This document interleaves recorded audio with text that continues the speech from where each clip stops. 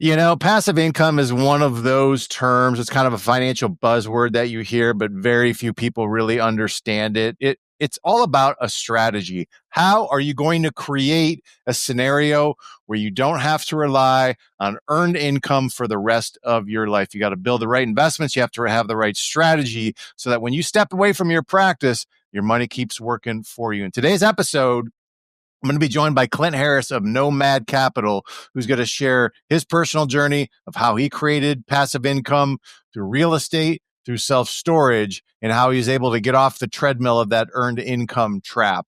I think his story is proof that anyone can do this, and with the right approach, you can make sure that your business is not your only source of wealth when you decide to transition. I hope you enjoy the episode.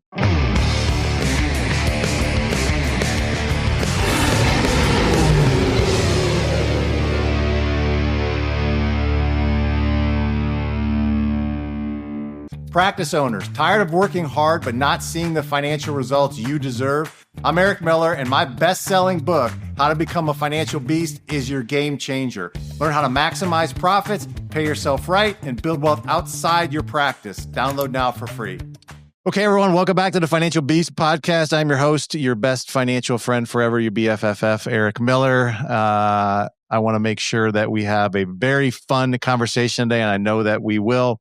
For those of you guys who never heard of us before, we help healthcare owners acquire, control, and expand their money so you guys can spend time doing what you want to do. Check us out at econologicsfinancialadvisors.com. This is the first time that you've heard this podcast. How dare you? But please give us a like, share, and a subscribe. We would certainly enjoy that. Today, we're going to talk about a concept that, my God, everybody loves to talk about, which, of course, is passive income. And I wanted to bring someone on that has a pretty good history when it comes to creating passive income for not only himself, but for investors as well. And that is Mr. Clint Harris of Nomad Capital. So, Clint, thanks so much for being on the Financial Beast podcast. Thank you, sir. Appreciate you having me. Man, I do a decent amount of these. That's a strong intro. That was pretty good work, man. That was pretty good. I'm excited about this. It's top shelf. I'm excited about this. I'm a pro, dude. I am a pro. Yeah. Define passive income for us. Yeah, so let's get this out of the way. And this is coming from a guy who co-hosts the Truly Passive Income podcast with 145 episodes. And here's the joke. There's no such thing as truly passive income. Thank you. Right? Now, what there is a spectrum. Right. So let's get down to brass tacks, and let's get, ironically, the biggest conversation you need to have is what is passive income? To get to that, you have to say, what is not passive income? Mm-hmm. I think the closest you're going to get to passive income is like a savings account or dropping money into the S&P 500 and just letting it go. Right. Now, unfortunately, that typically is going to come with reduced opportunity to really make a difference in your life, right? It's not going to change the financial velocity and change the amount of time that you spend with your kids and your grandkids. But everything is on a spectrum. And I don't think that those are the best options available today. A lot of times, even for things that are quote unquote passive, sometimes the work just entails building a relationship up front, right? Identifying the right partners, identifying the right opportunity, but nobody's going to take the responsibility away from you of doing your due diligence, making sure that what they're offering aligns with your core values as in terms of ethics and transparency and communication, but also aligning with your values in terms of the conversation that hopefully you had with your spouse about, hey, where are we going as a family? What are we trying to accomplish? The fundamentals of a deal or a passive investment don't make it inherently good.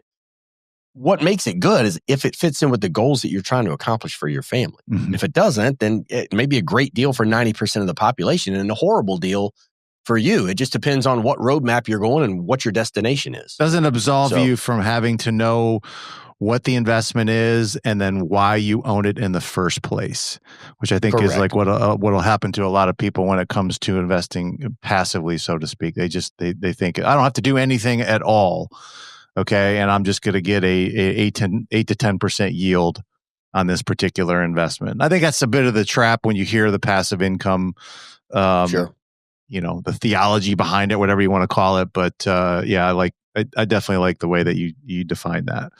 Well, my definition comes from actually years of doing it wrong. So that's the biggest thing I think is that now we have ability to connect, educate, and network in a meaningful way that we never had 10 years ago. Yeah. Like the ability of you and I to sit here and talk face to face through the computer, something that we never had. And I think it's wasted. A lot of people don't take advantage of it because it's just every day now. It's just part of it. But the reality is we have opportunity to educate ourselves in a more meaningful way than we've ever had in the history of the planet. Now, the inverse side of that is there's more distraction. There's more noise now than there ever has been. So it's hard to find it or hard to see it because it doesn't look flashy. And so much stuff is designed to look flashy. But here's the fundamentals of what I know. I had a 16-year career in cardiology, trading time for money, implanting pacemakers and defibrillators as a medical sales rep. I knew if I needed an off-ramp from that lifestyle, I was going to have to create it for myself. Mm-hmm. Looking throughout history, real estate investing or owning your own business, a lot of times medical practice, so I'm glad we're speaking into your listener base today, are the proven track record of creating more people with financial independence than anything else. So I chose real estate. I went down that path. We had 9 single-family properties and a handful of flips before I moved to the beach in 2017 to take over the territory. I started buying small multifamily properties, duplexes, triplexes, quadplexes, converting them into Airbnb properties. Couldn't find a great management company, had to start one. I had 14 Airbnbs. I'm down to 10 now, but I still co-own a property management company that manages those 10 and another 75. And got to the point where I replaced my income from the hospital of what I was making in surgery. And then I realized I'd done it all wrong. Actually, for the second time, when I had 9 single family homes, I realized, whoa, this is a very slow way to get ahead. It does not scale very well. It can for a few properties, but then you hit the limit of your ability to recapitalize. Even if you're doing the BRRRR strategy, which it's another longer conversation, single family properties do not scale well if you are trying to build passive income. Can I just stop there for a lot? A lot of the times that we'll listen to some of our doctors, they start in that space right there. Oh, I'll just buy a rental home. I'll buy a single family home. And, it's 9 out of 10, like 2 or 3 years later, they're like, this was the worst decision that I ever made. And for a number of reasons, whatever it is. But it's just, obviously it's not the amount of time, attention, cost, and everything really was, it didn't really improve their lives all that much for the measly $700 in cash flow that's going to create for them a month. Even more so for your listeners, like most of these people, like their time is worth more than the average person. Mm-hmm. So just the amount of headaches that come with single family properties and the amount of time it's going to take for you to spend your mental energy on that. What are you doing? Like your time is worth more than that. Keep the main thing the main thing. And where I went wrong is even when I hit that financial independence, I realized I'd done it wrong because I had just been focused on money. And most people, after they do it wrong the first time, realize that's really not what we want.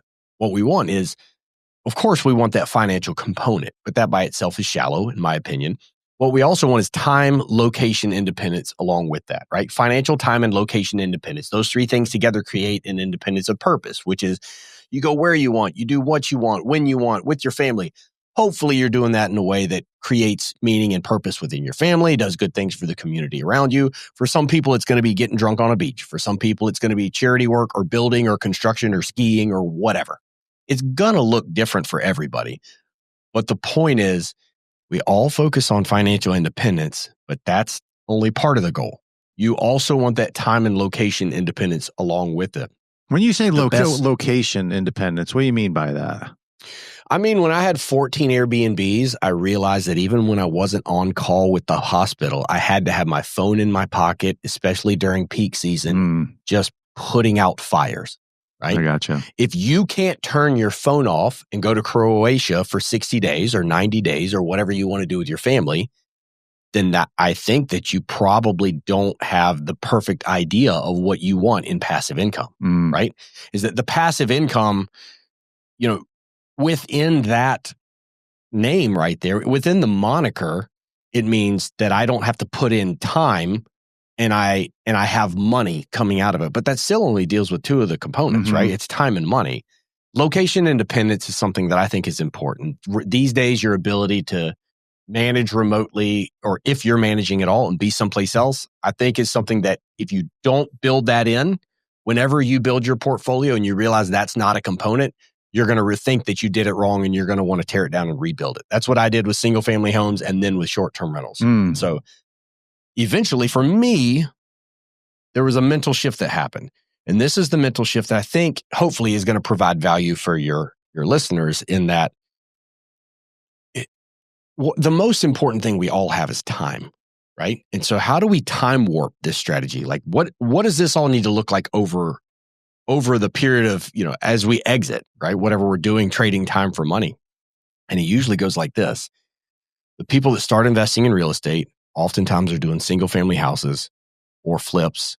They realize eventually after a couple of years, it's a really slow way to get ahead, or they think it's going to be passive, but dealing with the property managers is actually worse than you ever thought that dealing with tenants would be. The good ones don't stay good. You cycle through them every few years.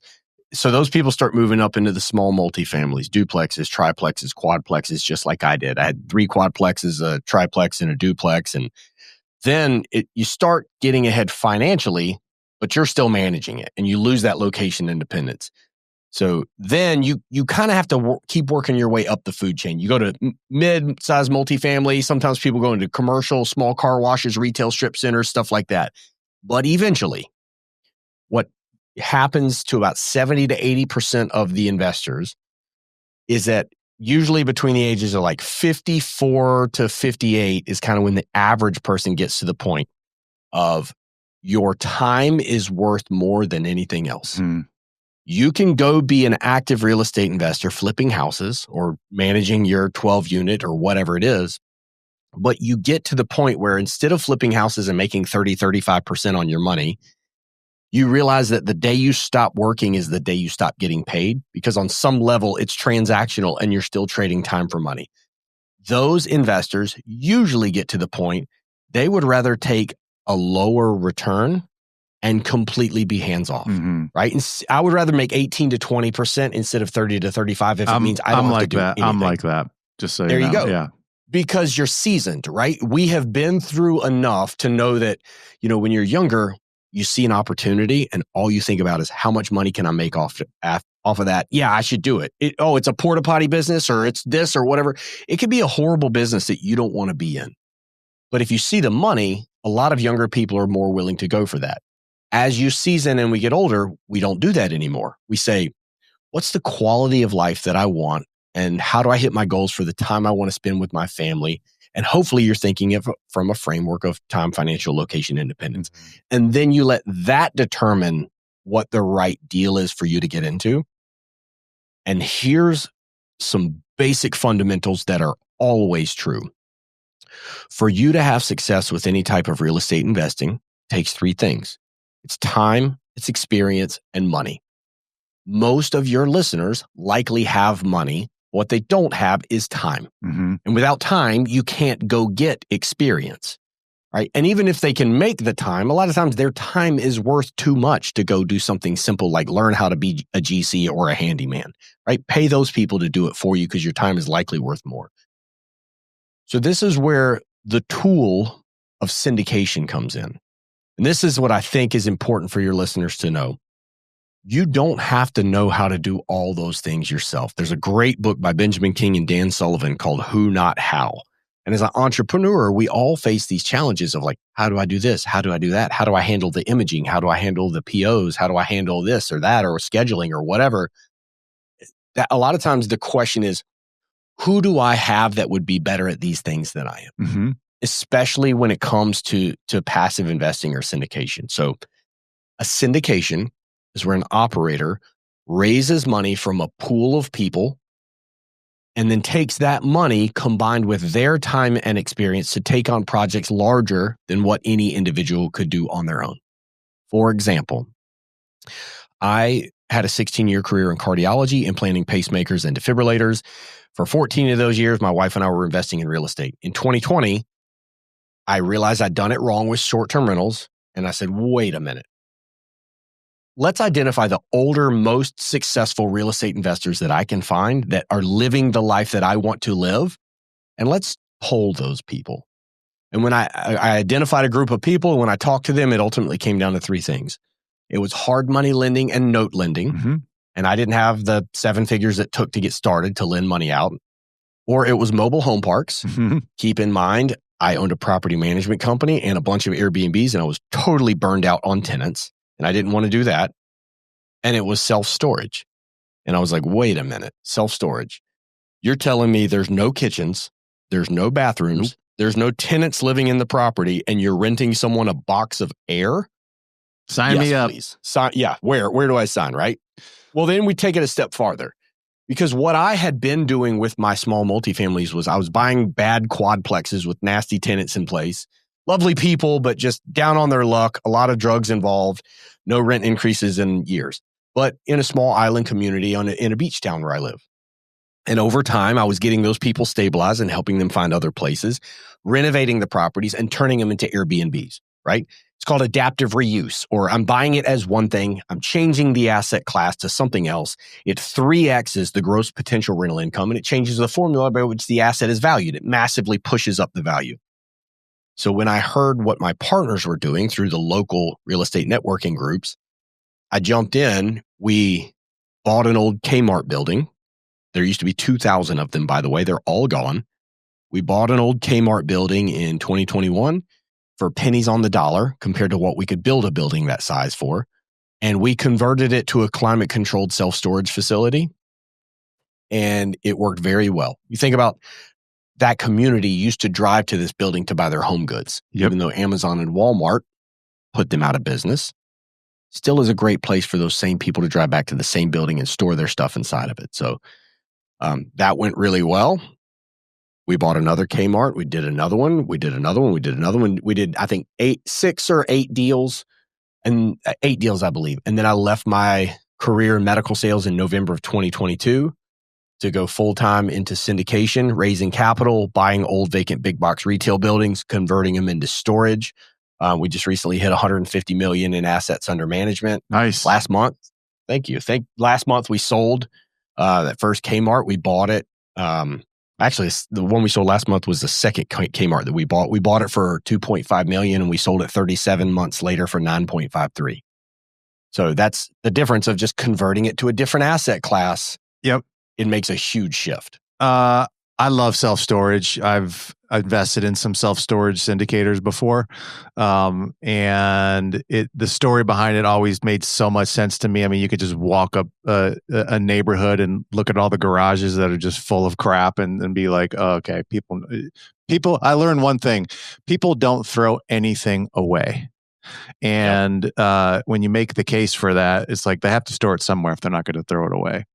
But digging a little deeper into that, like what are some of the other, people have a lot of choices when it comes to passive real estate investing. I mean, you mentioned some, you got multifamily, you have, commercial, like why is it that self-storage? I mean, it's not completely recession resistant, I'm sure. I've seen some syndicators get in trouble, especially the last 2 or 3 years, especially ones that bought real estate in 2021, 2022. They got caught with their pants down. They didn't know quite frankly, the F they were doing. And now they're having difficulties. So, I guess my question is what is it about it that you really love and see as a long-term play? What are some of the obstacles? Because again, what I've seen when you're investing in syndicators is that you have to trust the operator because they are the person that is actually managing, finding, getting the deals, and maintaining the properties that you don't have to. Does that sound about right? 100%. And listen, let's get into it. Let's get weird here. I'm not going to sell you on what we're doing. I'm going to tell you the stuff that people don't like about what I'm doing and our model.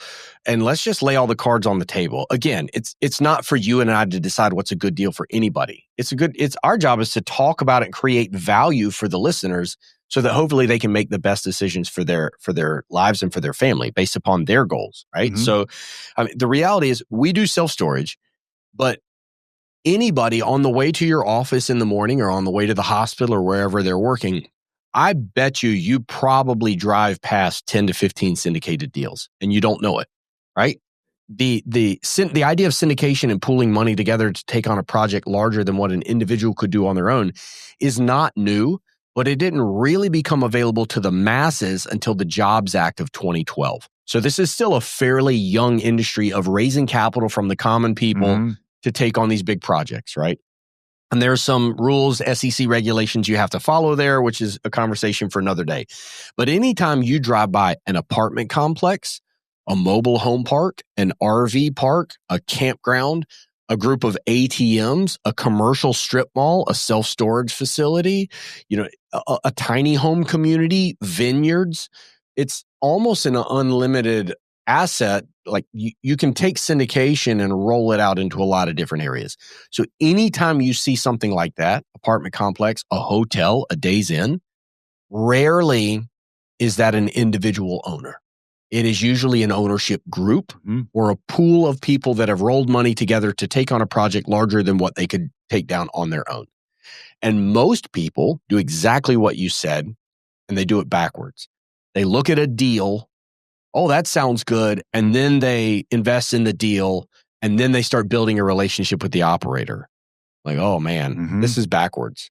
Or they look at the return. I had four clients that came to me and said, I don't know, I'm trying to remember the name of them. It doesn't really matter, but they were one of the bigger syndicators that went belly up, and all they did was come to me and say, but I'm going to get this, preferred return of 9 to 10. I've negotiated 9%. That's how they valued the deal. I was like, that's the wrong way to do it. Yeah, that's the wrong way to do it. That is the wrong way to do it. So listen, I'm gonna get my shameless plug in here.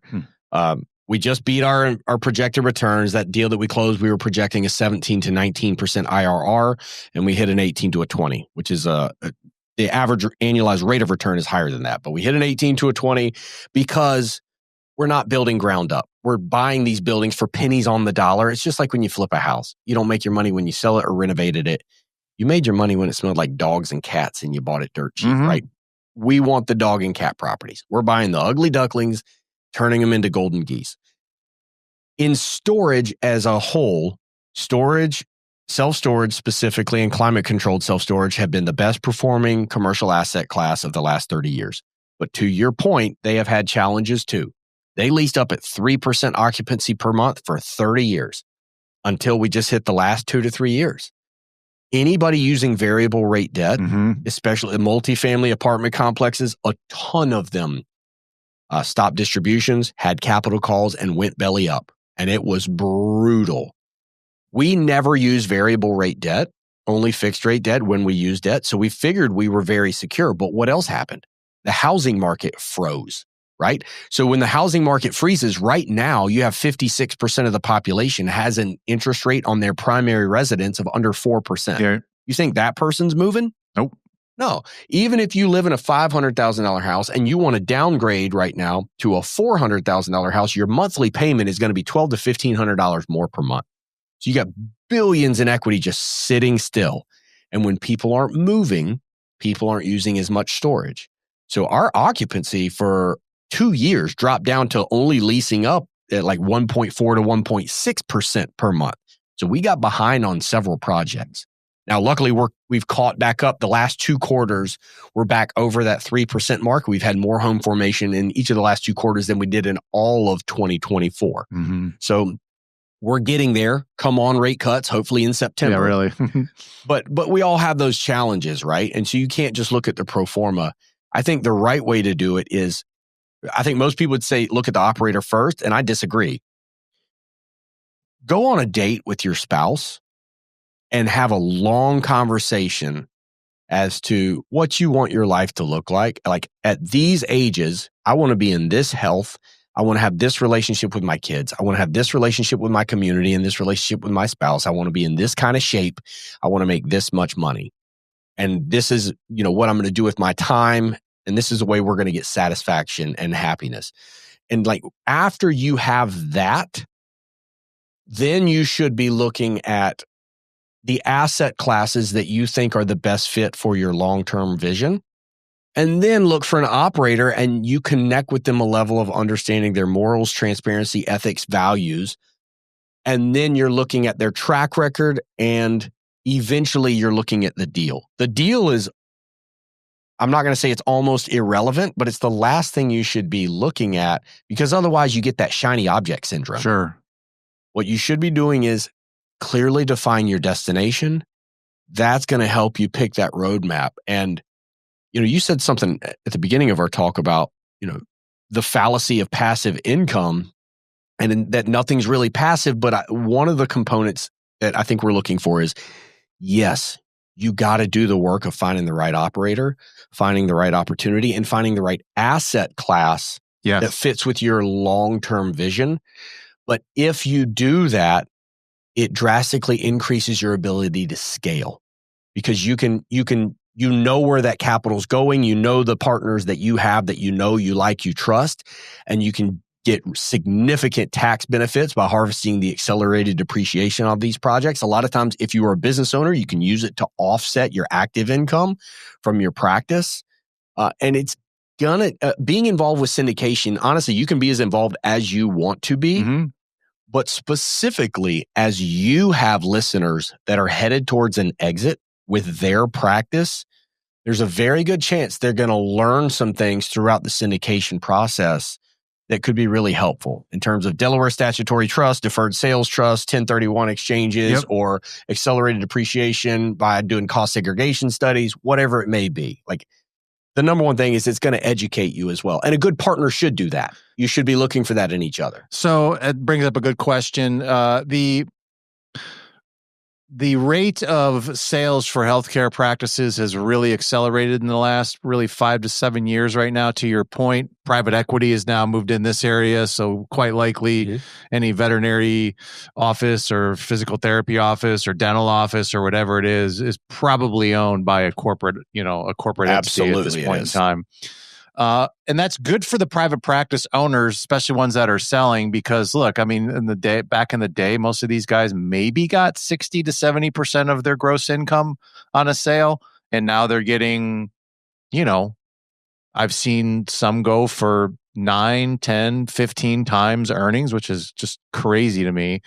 But be that as it may, someone, a lot of clients are now going to all of a sudden have $5 million, $7 million, $10 million, $15 million. All of a sudden, they're like, oh my God, what am I going to do with all this money? Okay. And obviously, my job is to help them formulate a plan of how they're going to allocate the proceeds. Most people, they've had any experience with financial advisors are like, well, most financial advisors are just like, well, let's just, put in mutual funds, stocks, bonds, because that's how they get paid. I get that. Sure. But I think it's incumbent upon a financial advisor to make sure that you're looking at alternatives and any different ways in which you can either generate income or help exceed what the inflation rate is going to be. What would you say your deals are designed for? Are they designed for someone that is looking for income, or is it more of a 3 to 5 year play of a place that they're going to store money that when they get their money back, there's going to be, it's not necessarily, kind of explain how your deals are constructed and what your intention is.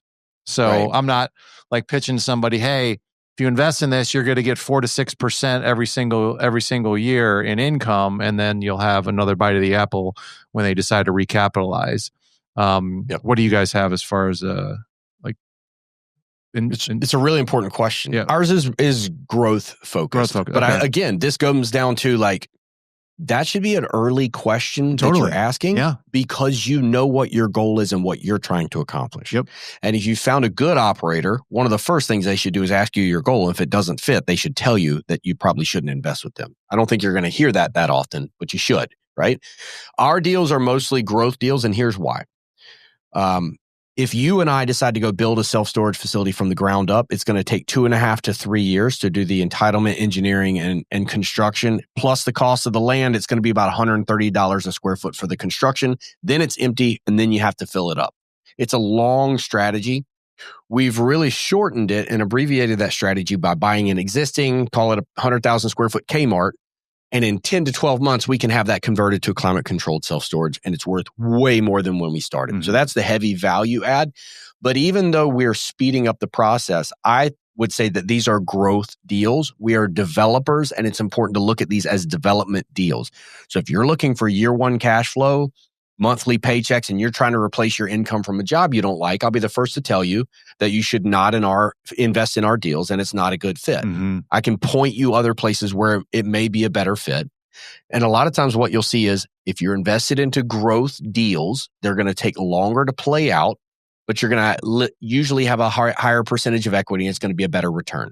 If you want earlier cash flow and it can be a little bit more stable, you're going to be typically a lower return, right? Because you're buying an existing facility that already has tenants in it. You're paying more for that facility, so it's compressed. So the number one thing is, what's your goal? Our typical strategy is like, we're going to take a year building a property out, and then we got to lease it up. So it's going to take another 2 years, year and a half, 2 years to get it to the point of being cash flow positive. Good news is ours are cash flow positive at 40 to 45% occupancy as opposed to 65 with a new facility. But it still takes time. After that, we will fill the facility up. Everybody's getting quarterly cash flow distributions. We'll refinance the property. Everybody gets their money back plus a big chunk. That chunk is non-taxable because it's a refinance instead of a sale.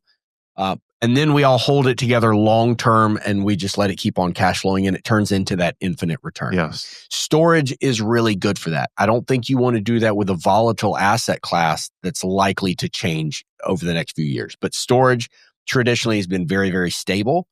The other thing you mentioned earlier about looking at people's garages and see them full of stuff, well, we got a little bit of a tragedy happening right now in our country.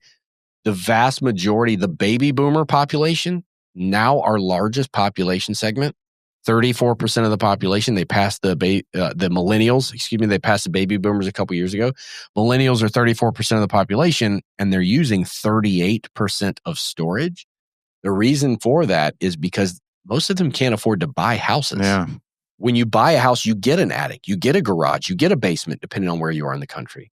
When you can't afford a house, you rent. And when you rent based upon the square footage that you get.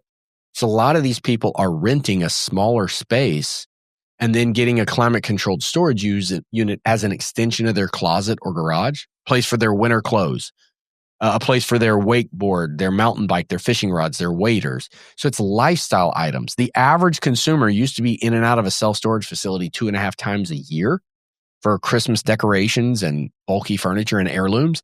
The average millennial consumer is in and out of the property more than 2.5 times per month because they're there on a Saturday morning grabbing their mountain bike and getting out of town. Crazy.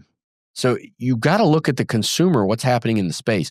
Self-storage is no longer a low-slung metal building on the side of a highway.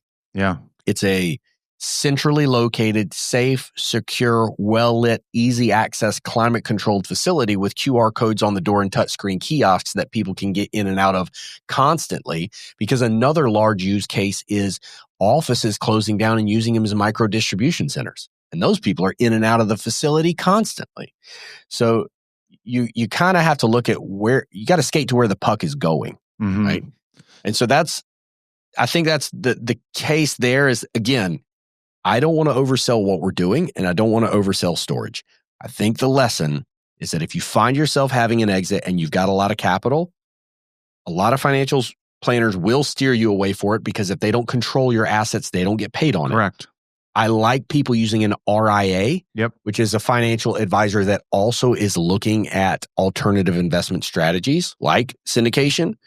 But overall, you have a lot of opportunity to decide what your goals are for your family and then pick operators, assets, and asset classes and timelines and debt structures that meet your goals.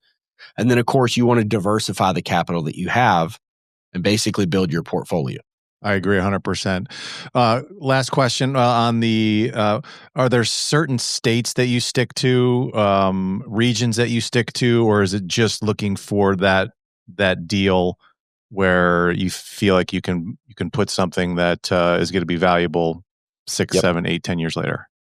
Yeah, deal flow is not a problem for us. Luckily, the only thing that matters with storage is about 7 miles. Yeah. People aren't driving to the other side of town to find a unit that's $15 cheaper per month, right? So we operate across, we're based out of Wilmington, North Carolina. Mm-hmm. Our group is called Nomad Capital, but we're in North and South Carolina, Tennessee, Virginia, Georgia. We avoid Florida because of the insurance costs. We've looked at other markets, but again, deal flow is not a problem. Yep. We really like the secondary, tertiary markets around the big primary cities across that southeast corridor that's having really big population growth. Yeah, there should be some pretty good deals for you guys coming up, I would think, especially with just the way the environment's been. So last question, what is the best piece of investment advice that you've ever gotten or is developed over time? Yeah, it's actually, there's a lot of different directions you can go with that. True. The best piece of advice that I find myself using, it actually came from my partner, Eric Hemingway, and it's that risk is a muscle. This is coming from a guy that he and his wife and their 5 kids bought a sailboat sight unseen and sailed the world for 3.5 years, stopped and had their 6th kid in Jerusalem when the market crashed in 2008, right? Then sailed back across the ocean and has done amazing things since then. And I get to work with him and his son every day, but risk is a muscle. And it's one of those things that, like, the fundamentals of a single family house or $100 million project it's the same. They're just different zeros and obviously a lot more accountability, especially when other people's money is involved. But you don't just get started there. You build up to that. And that risk is a muscle. And if you think about it that way and treat it that way, it encourages you to look at your next project and say, hey, this is going to take a certain amount of my time and mental energy away from my family and the people that I love. So if we're going to take a bite, let's take the biggest bite that we can and try to change things in a meaningful way that dictates how much time I get to spend with my grandkids and affects what they think a meaningful relationship with their elders and their family looks like, right? Because if I just work myself to death and give them money, 3 generations from now, they're probably bad people and the money's probably gone, right? We want to do things that affect the amount of time we get to spend and hopefully create good character. But that risk as a muscle and willingness to work that muscle and understand that the pain you're going through is temporary. And a lot of times it's the same as, like, you had a good workout because you're sore the next day. Mm-hmm. Same thing. Risk is a muscle. If you treat it that way, you're going to get stronger. I love that. I've never heard that before. And I've never thought of it that way before. But that really is a really good way to look at investing. And so definitely thanks for that. I appreciate that. Clint, how would people get a hold of you if they want to connect with you? Yeah, the best way to get in touch with me is you can go to our website, nomadcapital.us, and you can schedule a call, connect with us there. I don't care if you want to talk about Airbnbs or property management or self-storage or old Kmarts. I'm happy to talk to anybody, anything that I can provide value. I have an abundance mindset. So that website, nomadcapital.us, or you can email me directly, clint@nomadcapital.us. Excellent. Thanks so much, man. I thought that was great. I love talking about that subject. I love self-storage, and I just love some of the concepts that you talked about. So thanks so much for being on the Financial Beast podcast. Yeah, thank you so much. I appreciate your time and love what you're doing. I'm a fan.